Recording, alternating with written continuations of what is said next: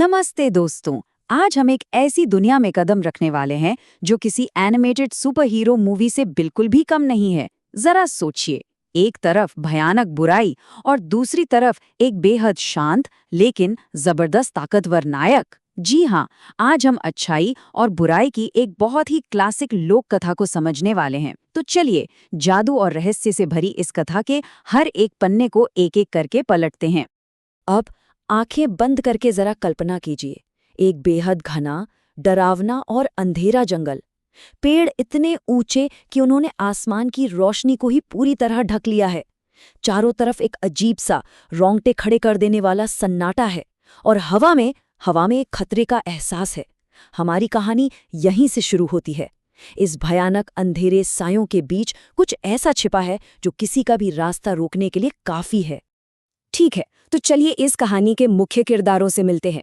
एक तरफ है इस अंधेरे जंगल का खूंखार राक्षस काल नेमी, जो पूरी तरह से विनाशकारी और बेकाबू जादुई ऊर्जा से भरा हुआ है। और दूसरी तरफ है हमारे नायक हनुमान जी, जो बिल्कुल शांत है। उनकी उपस्थिति में ही एक अद्भुत सी चमक है, एक दिव्य प्रकाश है। सोचिए जरा, कितना जबरदस्त विरोधाभास है।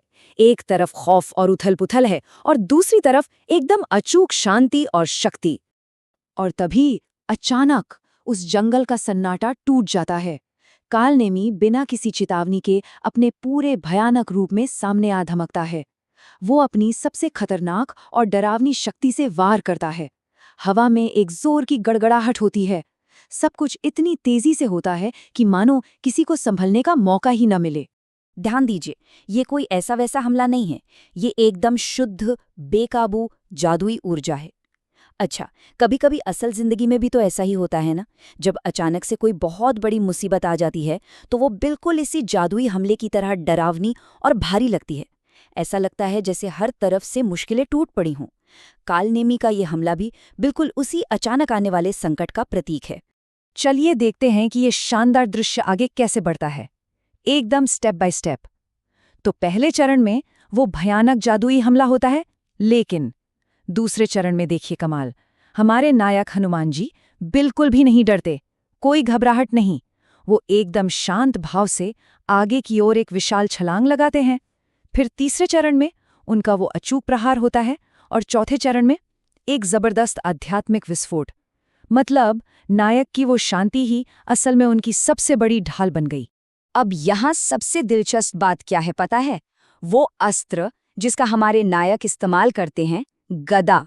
गदा सिर्फ एक हथियार नहीं है दोस्तों, ये परम शक्ति, दृढ़ता और बुराई को जड़ से मिटाने वाली अच्छाई का प्रतीक है।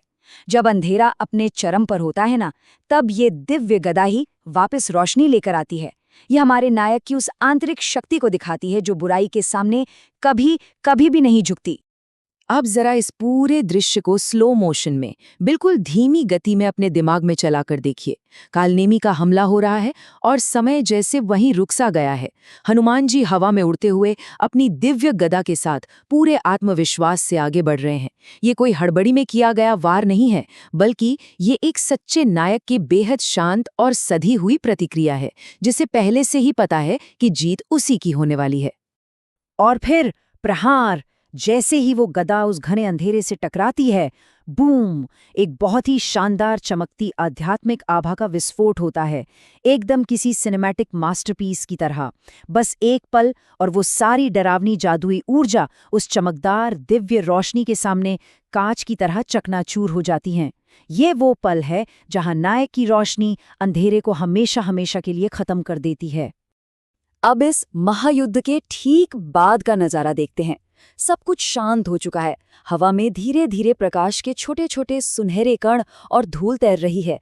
जो जंगल कुछ ही सेकंड पहले इतना डरावना लग रहा था ना, वो अब अचानक से एक बेहद खूबसूरत और शांत जगह में बदल गया है। सारी बुराई का नाश हो चुका है और चारों तरफ बस एक सुकून भरी रोशनी बिखरी है। और इसी के साथ उस पूरे जंगल का माहौल एकदम से बदल जाता है। जहां पहले डर था, वहां अब एक महाकाव्य भक्ति स्वर गूंजने लगता है। ये वो गहरी भावना है जब मन पूरी तरह से प्रेम, आश्चर्य और सम्मान से भर जाता है। जब कोई सच्चा नायक अपनी अच्छाई से किसी बहुत भयानक चीज को हराता है ना, तो पीछे बस ऐसा ही एक जादुई सुकून और शांति से भरा हुआ माहौल रह जाता है। तो इन सब बातों से हमने क्या सीखा? इस पूरी कहानी का असली संदेश क्या है? वो है शांति की गुप्त शक्ति। जब हम डरावनी और मुश्किल स्थितियों का सामना एकदम शांत मन से करते हैं, तभी हमारे अंदर की असली ताकत बाहर आती है। देखिए, हनुमान जी की सबसे बड़ी शक्ति सिर्फ उनकी गदा नहीं थी, बल्कि वो उनकी मानसिक शांति थी। उसी शांति ने उन्हें उस खौफनाक जादुई ऊर्जा के सामने बिल्कुल अडिग खड़ा रखा। और अब हम इस रोमांचक सफर के अंत में आ गए हैं। इस पूरी कथा को समझने के बाद एक बहुत ही अहम सवाल उठता है।